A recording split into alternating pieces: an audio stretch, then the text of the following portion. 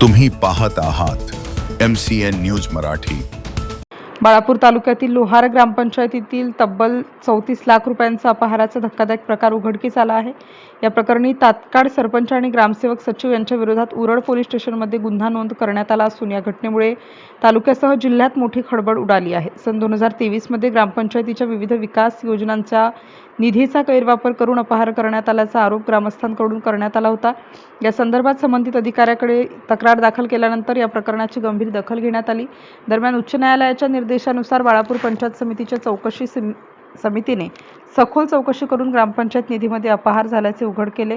पंचायत समिती तपास अधिकाऱ्यांच्या तक्रारीच्या आधारे ठाणेदार यांनी कलम 420 आणि 34 अंतर्गत तत्कालीन सरपंच व सचिवाविरोधात गुन्हा नोंद केला आहे। MCN न्यूज मराठीकरिता काझी मेहंदी हसन, बाळापूर।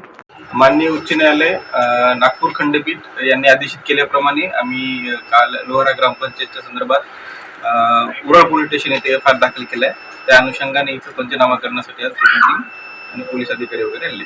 गुन्हा दाखल झाला सर? गुन्हा दाखल झाला।